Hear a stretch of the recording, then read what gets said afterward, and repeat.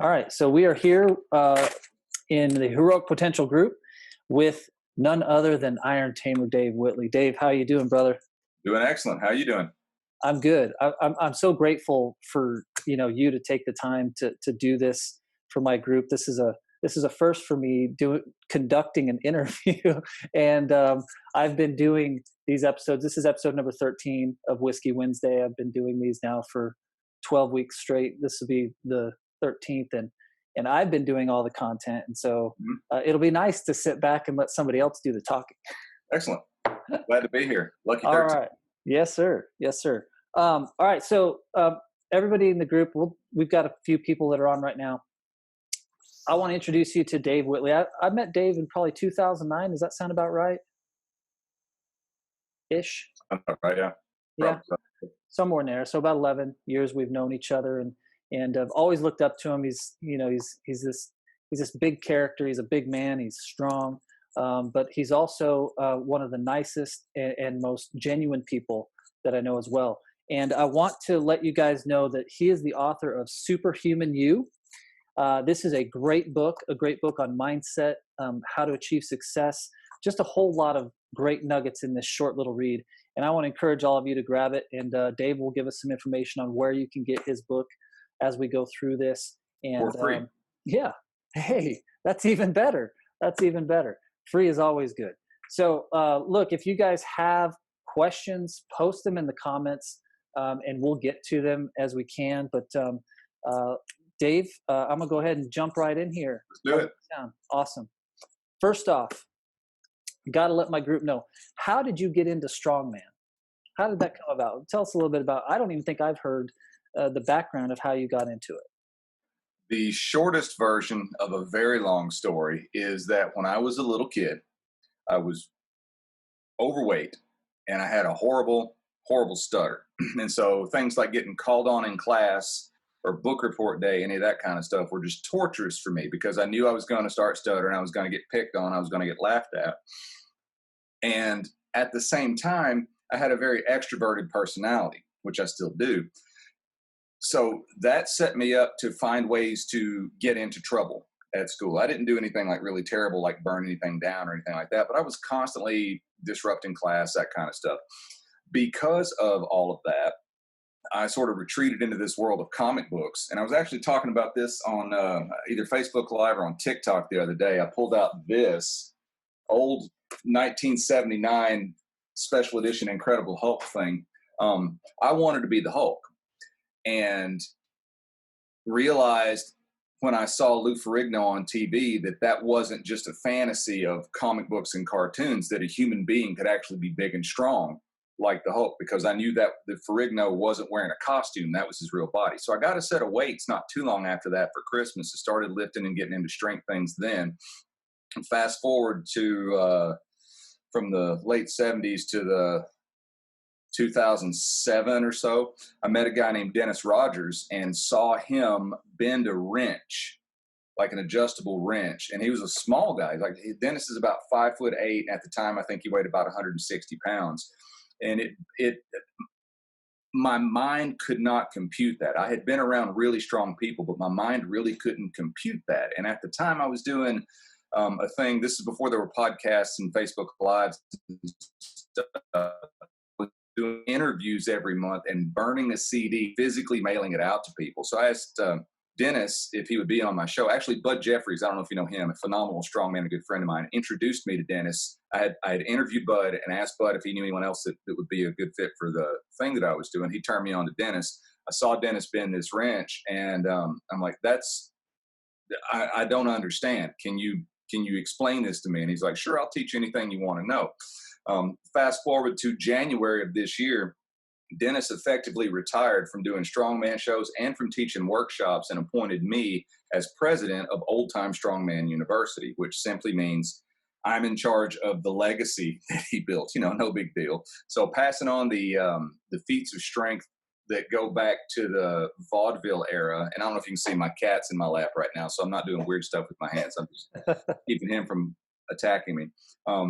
All these old feats of strength, like bending nails, ripping decks of cards in half, twisting up horseshoes, blowing up hot water bottles, all that sort of stuff. We teach in Old Time Strongman University. I'm actually in the process of taking that workshop idea and turning it into an online course. So that's where it started. I wanted to be superhuman as a kid, and by the time I was in my late 30s, I figured out a way to do it. That's cool. That's cool. You know, you mentioned Dennis Rogers, Bud Jeffries. There's some other guys. What is it with these nicknames? And you know, I where did you get the name Iron Tamer? Did you come up with that, or did somebody give that to you? Where how does that work? And how did all these guys have these really cool names? There was a quote from the old Russian weightlifter, Olympic weightlifter Yuri Vlasov, who referred to training with weights in general as the jolly game of taming iron. And somewhere along the way, it might have been Pavel Tsatsouline that said, "Hey, that would be a good name for you." But it really resonated with me, and I checked to see if the domain irontamer.com was taken. It wasn't, so I bought it in like 2005, and here we are. That's yeah, that's interesting. And all right, that's great. Wanted to give the group a little bit of a background about yourself and all those types of things. And so now let's really dive into the meat of this thing here. Sure. Um, what does it really mean to be superhuman and to Ooh, have superpowers? fantastic. I'm glad you asked me that one. I talk about this in my shows. I talk about it in the book as well. Um, when when I was training with Dennis, first started trying to understand how to do those sorts of things, he says to me, you must remove all doubt and fear and limitation from your mind because your mind controls your body to be able to do these feats of strength. And in particular, it was centered around the feat of driving a nail through a board with my hand. I had a mental block on that because the first time I'd ever seen it done was a video of Dennis, and there was an equipment malfunction and the nail got stuck in his hand. And he caught that on video, and he also caught the subsequent trip to the emergency room and extraction of said nail on video. So that image was in my mind every time I would try to drive that nail. I could feel myself slowing down. And Dennis is like, you got to get all this doubt and limitation out of your mind because your mind's in control of your body. You're perfectly safe. So within a little while of working with him in person, it took me months of trying to do it by myself, unable to do it. But I went to visit him and train specifically to get this feat dialed in.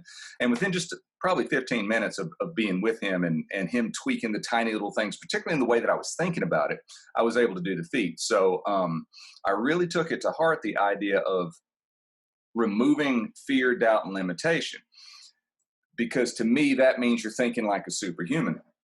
So another quote popped up in my mind somewhere. I don't know when I picked this up, but the idea, I got the quote from Tony Blauer that the clarity with which we define anything determines its usefulness. I'm like, okay, if I want to be superhuman, exactly what does that mean? So I went into the etymology of the words and started looking at the definitions. And, there are multiple definitions for different words. And I chose meanings based on those definitions that resonated with what I was hoping to accomplish. Human is the experience that we're having in this 3D reality. I don't really know a better way to explain it than that. That's you and me. That's what we do. Super comes from a Latin root that means over, above, and beyond, or exhibiting characteristics of its type to an extreme or excessive degree. So if I rip a deck of cards in half or bend a nail or something like that, I'm exhibiting superhuman strength that is to an excessive degree from the average person. And then power it comes from a Latin root of potere, which is the same root as potential, and it means to be able. So our power and our potential are rooted in the same place, even in the language that we use.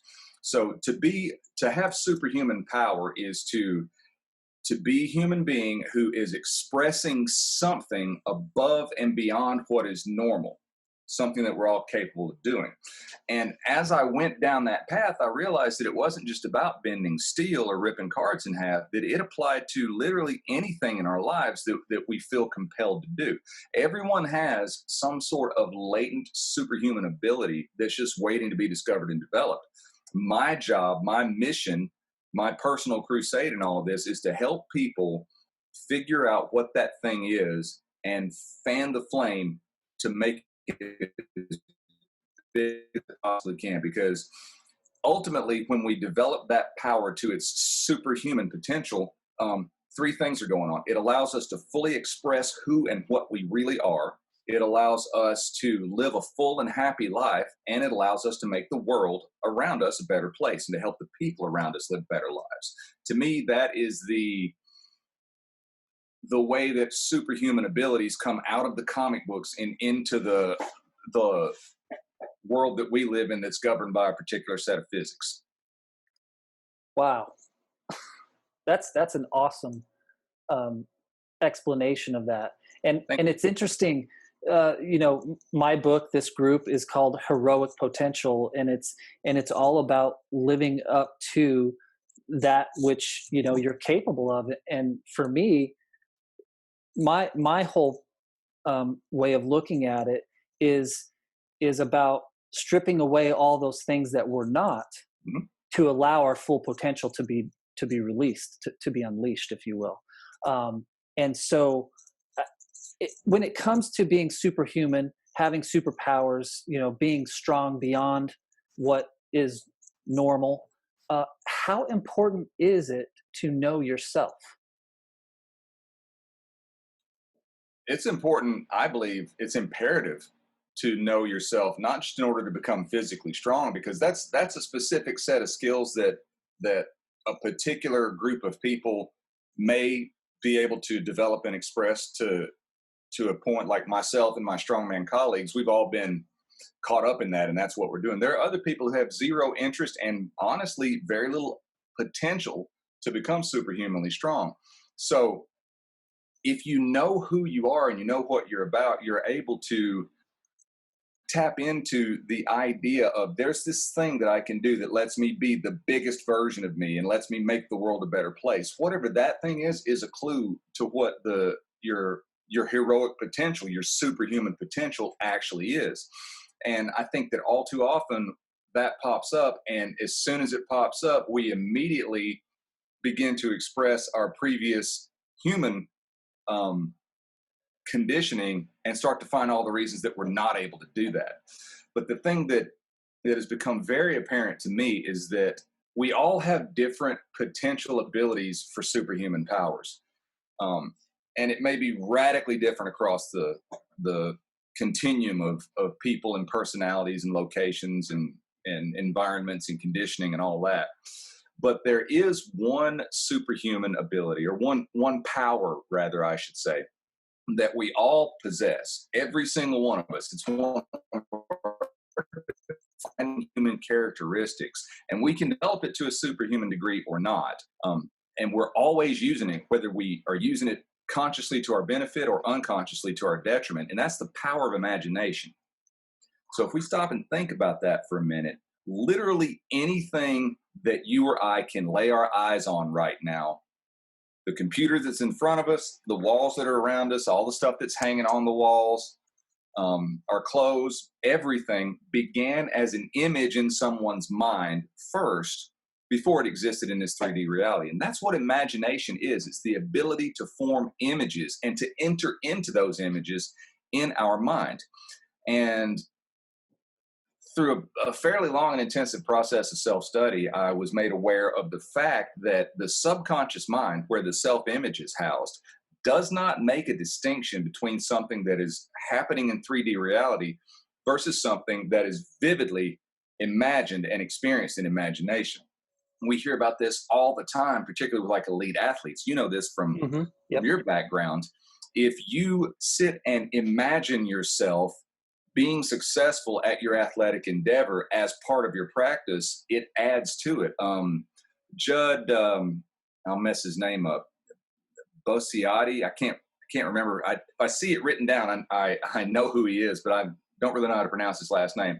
Was the guy who did the study? Was it in Ohio? I'm maybe butchering the details of this, but the facts of it are things that something I do have committed to memory. They did the basketball shooting study. They had three groups. They had the one group that practiced physically shooting the basketball, the one group that spent the same amount of time each day mentally rehearsing or imagining shooting the basketball, and then the third group that's just like, okay, you're in this, don't do anything different, come back in 6 weeks. And if I remember the numbers correctly, The physical practice group showed, I think, a 27% improvement. And the imaginal practice group, which didn't touch a basketball, showed like a 25% improvement. Hmm. Yeah. And of course, there was no change in the other group. So just the fact that you can imagine yourself doing something that is measurable, like shooting baskets, and show a marked improvement in that is proof enough for me that your imagination is a power to be developed to superhuman levels. And again, I've come to realize through work on myself and working with my clients that if you take that idea, you can apply it to just about any part of your life. And it's not that we get what we want, it's that we get what we believe we're going to get. And the best way to believe that you're going to get something good is to vividly imagine yourself over and over again in the act of doing that. And do what a guy that I've studied named Neville Goddard calls assuming a fulfilled desire. If you can go into a relaxed meditative state and put yourself in the place that you would be if you had fulfilled whatever the desire would be, and make it as vividly realistic as you possibly can, so much so that when you come out of your relaxed meditative state, you're almost shocked that you're not still in it. That plants the seed that will cause a person to act compulsively in a way that will move them in that direction, because your spirit and even your physiology, Dr. Joe Dispenza has a lot of good information on the physiology behind this. Yeah. Even your physiology changes to believe that imaginal experience is something that actually happened. And so you will unconsciously, subconsciously begin to change your self-image to be the person who has already achieved that, in which case you'll act like that person. So the whole notion of grinding through and hard work and all of that kind of gets pushed by the wayside. There's a very popular motivational speaker who tells a story about a guy who wanted to be successful, and he goes to this teacher. I'm telling a really short version of the story. Teacher says, meet me at the beach. He takes him out in the water, shoves his face under the water, damn near drowns the guy. And then when he lets him up, he says, when you want to succeed as badly as you wanted to breathe, then you'll be successful. And I call bullshit on that entire thing. Because first of all, we don't clearly define success, and the clarity with which we define something determines its usefulness to us. And secondly, it is putting success, whatever it may be, somewhere in the future. And when I want it as bad as I want to breathe, then I'll be successful. But what if we could take the notion of being successful, and instead of making it something that we want so bad but don't have, if we made it as natural to us as breathing? Like, let me ask you this. How hard did you try to tie your shoes this morning? Not very hard. I've done it so You much. learned how to do it when you were very young. You mastered that skill. It's tucked away in your subconscious and your self-image. And you don't sit around and fret about whether or not you can tie your shoes. We both have very young children who are right in the stage where they're just now able to run around and do things on 2 feet, right? Yeah. Yeah. Never once did my son, and I'm fairly certain that this is happening, or this is true of your daughter too. They didn't attempt to walk 2 or 3 times, fall in their butt and be like, nope, this walking thing's not for me. I'm different than everybody else. It's not going to happen, you know? So when things like that, to understand what a miracle of motor control, just walking up a flight of steps is, you realize that that's wired into our DNA. All we have to do is let it express itself. We didn't have to try harder to figure that out, you know? So, I told you before we started that I would ramble, and I feel like I am right now. That's okay. So This is good what was stuff. the question again? Yeah. Well, it was about knowing yourself, right? how important is it knowing yourself? Yeah, you've done a great really, job. if we know that locked up in our DNA and locked up in what Bob Proctor calls our spiritual DNA, our inherent potential, is the ability to do infinitely amazing things. You know, we have the same potential as Einstein or the Wright brothers or Evander Holyfield or anybody. You know, that inherent potential to succeed, regardless of the field of practice, is in all of us, and that's where our superhuman powers lie. Yeah. And that's kind of the thing that I talk about is without self-awareness, you're really just swinging in the wind. Sure. You know, and so I wanted to kind of get your perspective on that. And you brought up a lot of great things like imagination, which as we get older, for some reason, imagination seems to be less on our radar, or we don't give it as much credence as it really deserves. Mm-hmm. And there in the men's weekends that I go to, one of the questions that's asked routinely is, "What do you want?"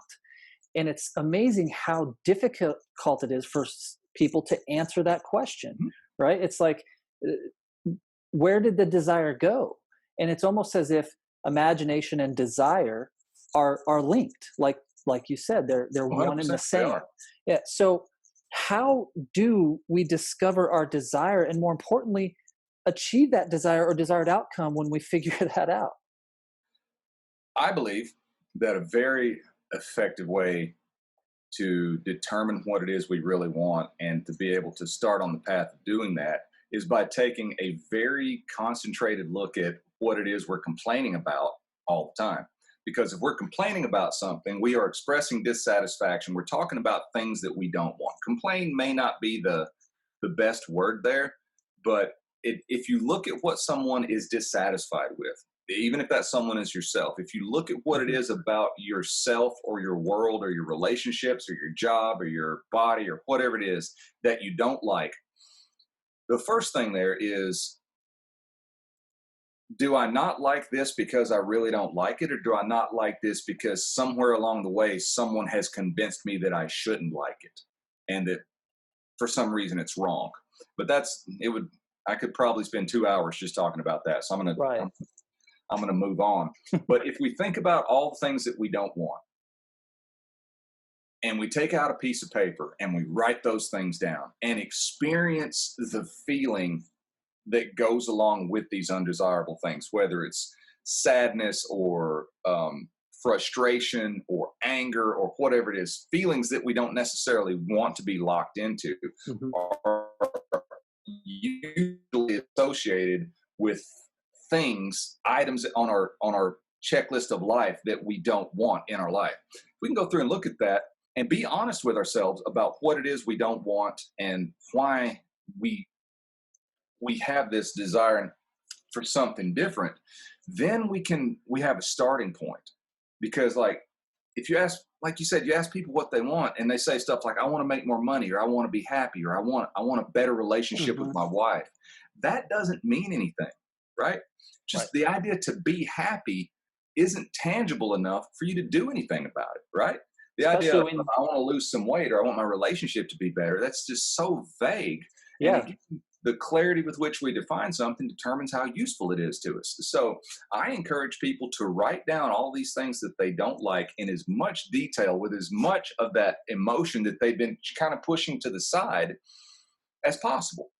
And then once you've got that down and you're done crying and wiping the snot off your face, let's objectively look at that list without any emotion and see what's really going on there. And then the simplest thing in the world to do, this sounds so simple because it is. And as you know, the very simplest things to do are very often the things that people won't do, either because they're too hard, because simple doesn't isn't right, easy, right. or because they aren't willing to actually give up that part of themselves. Because if I let go of my anger and frustration that I've used to define myself for 30 years, then who am I?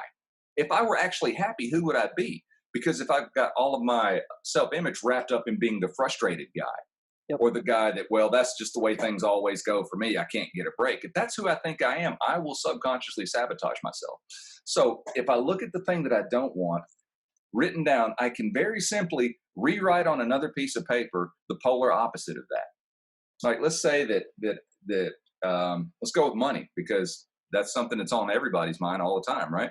Yep. um, I don't want to be broke anymore. I want to be financially independent.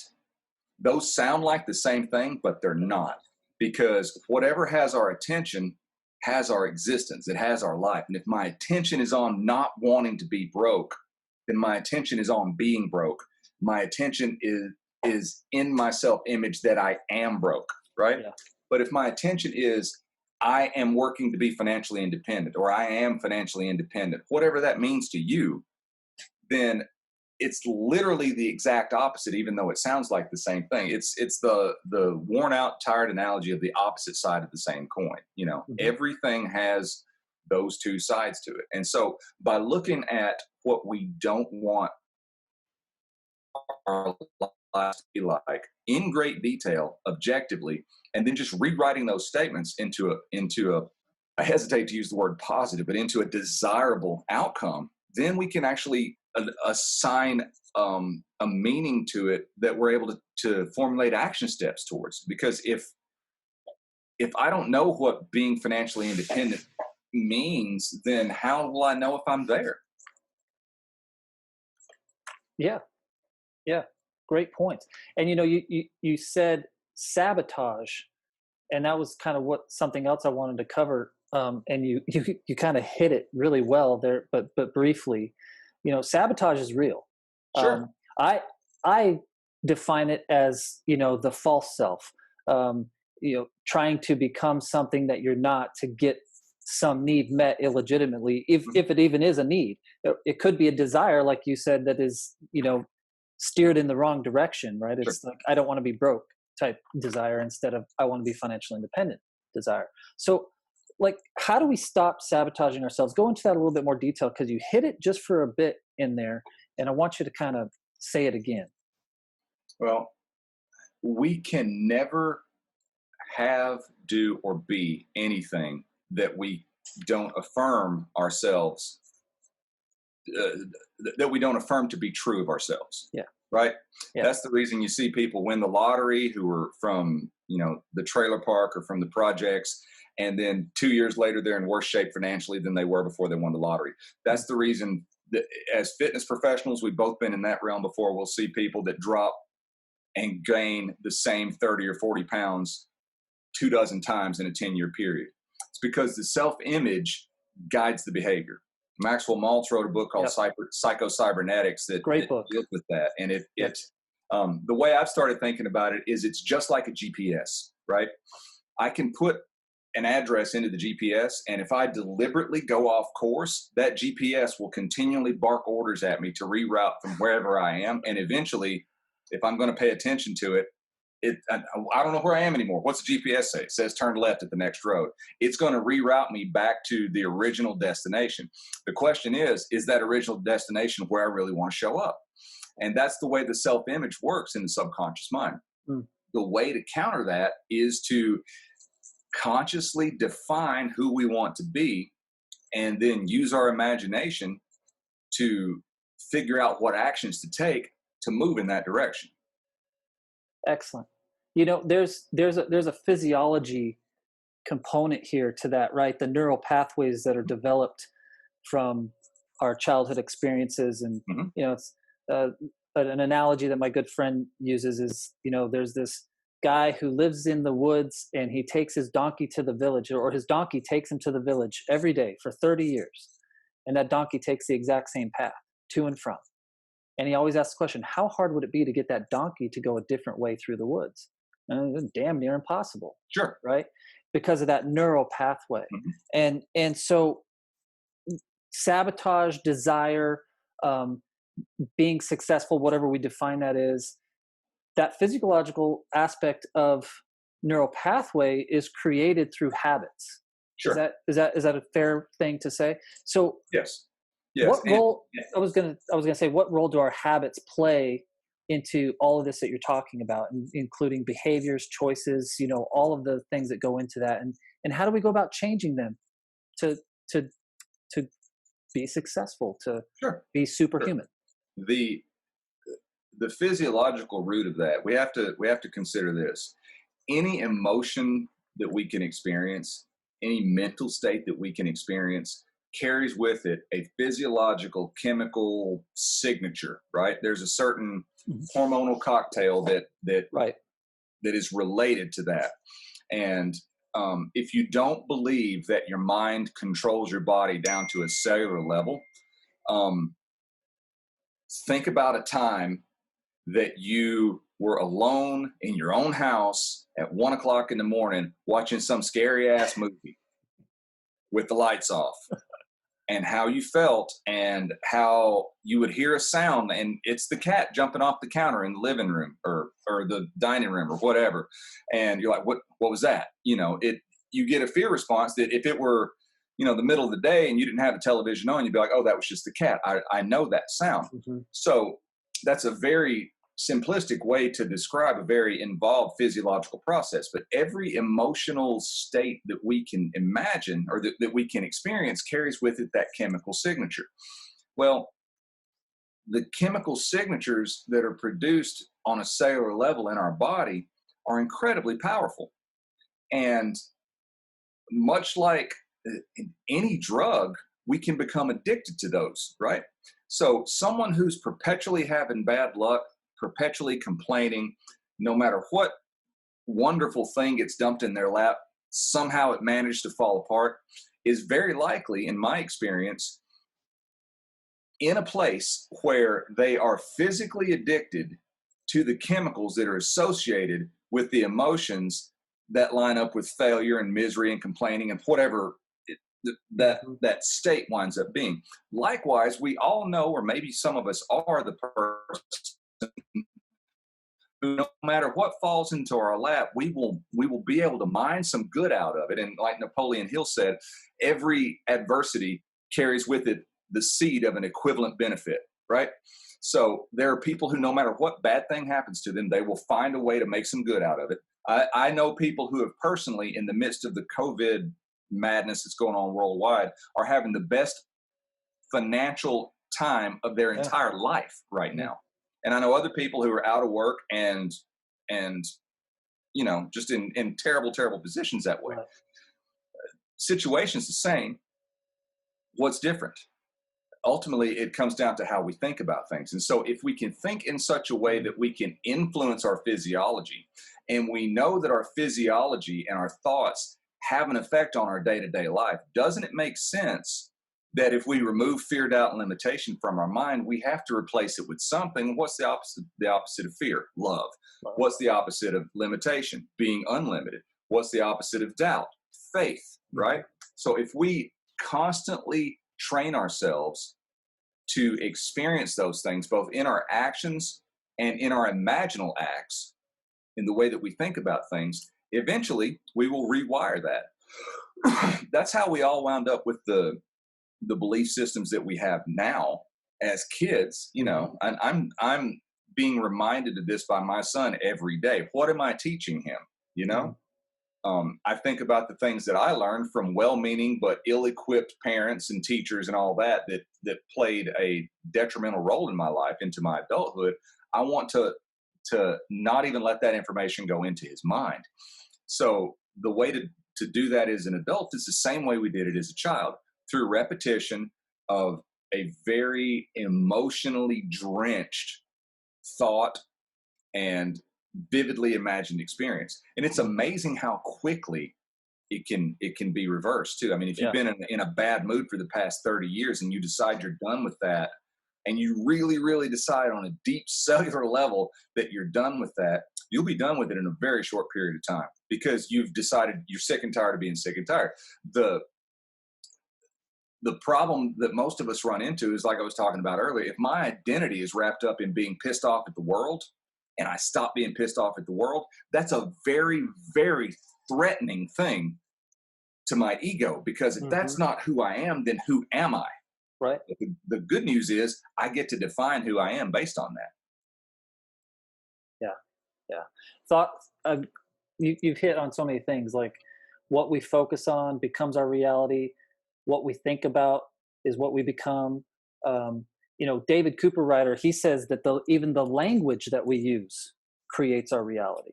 And there's so many examples that you just shared of that very thing. And so the thought life component, how do we go about changing the thoughts? You hit on a little bit, like childhood. We all interpret our experiences the way we interpret them, and that creates our perceptions. So how do we go about changing our thought life, like being intentional and making our thoughts become what we want them to be, so that they change the physiological and neurochemical components that result in us leading the life or getting the life that we want? Everything that we experienced as a child or earlier in our lives, it doesn't have to be childhood, because there are people who made it into adulthood and then something happened that changed them in some way that they don't want to be changed.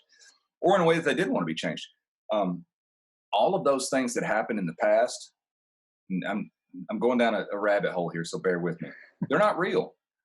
Right. The past doesn't exist. There is only the present moment. And if you're locked up in the past, you're not actually experiencing something that happened before. You are experiencing a memory.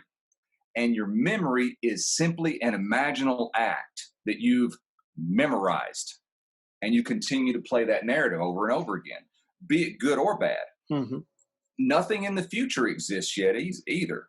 And that's Right. pretty easy for us to grasp because, well, the past happened because I was there. You were there, but you're not now. Right now, you're here. Hmm. The future hasn't happened yet because I'm not there. No, because you're here. So if we can look at that from the standpoint of the only thing that really matters is what's happening right this instant. And what am I doing right this instant? Am I stuck in a loop from the past Hmm. of something that I don't like? Am I stuck in a loop from the past of something that's working well for me? Because both things exist. Am I imagining a memory and changing that memory to make it better or worse than it was? I mentioned a guy named Neville Goddard earlier. He has a, a, a concept that I learned a few years ago called revision. And it's literally going into your memory banks and changing the past. Some horrible thing happened to you you didn't like, go back in your memory and change it. And if you can vividly imagine it differently than you've always imagined it, then everything that happens from that point on will change. I know that sounds strange. I know that sounds bizarre. I know it sounds impossible.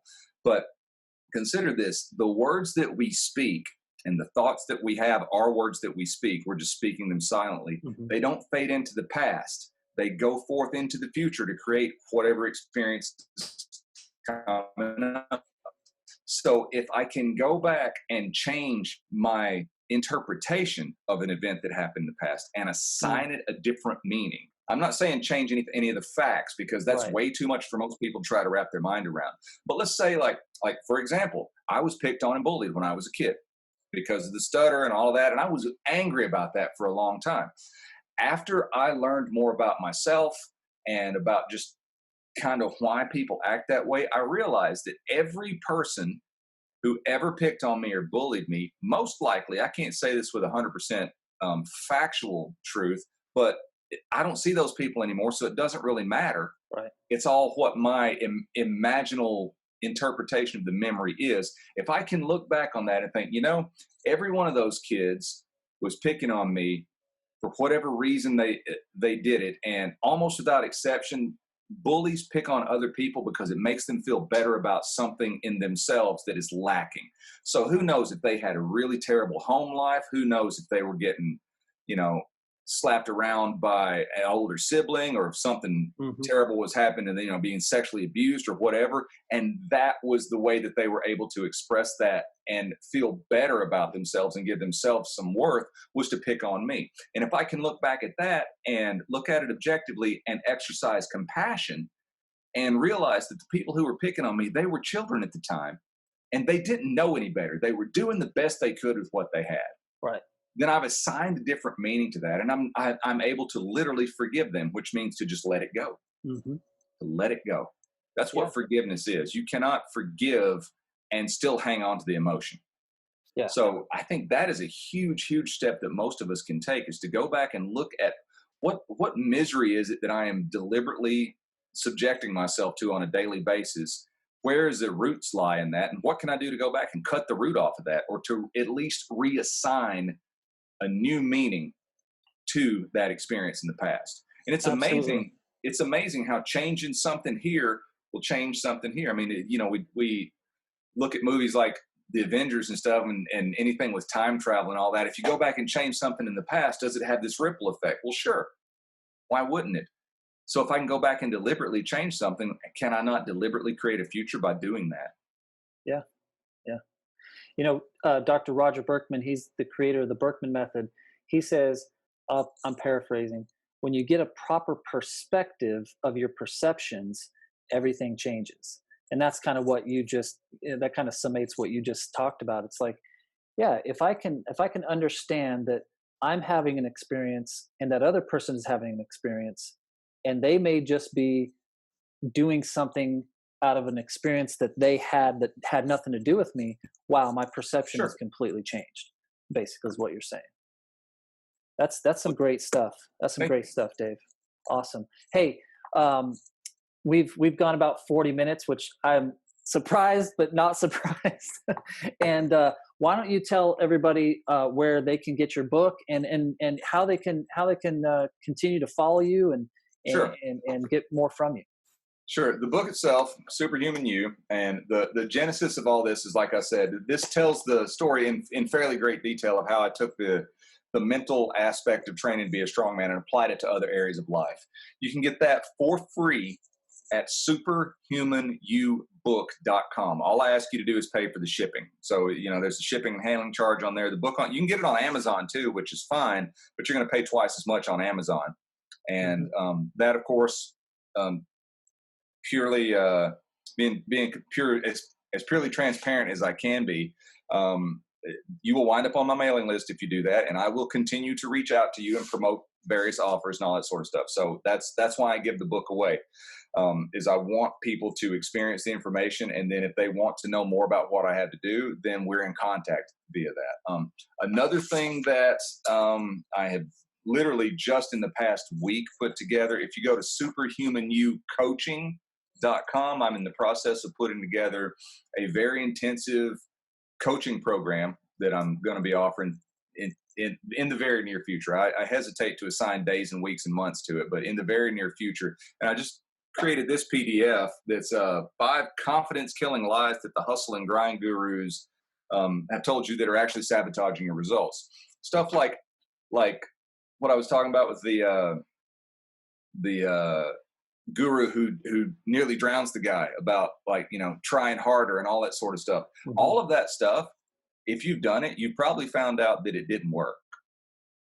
And I feel confident in calling these things lies because I've experimented with them on myself and with my coaching clients. And not only do they usually not bring the result that we want, sometimes they're often counterproductive.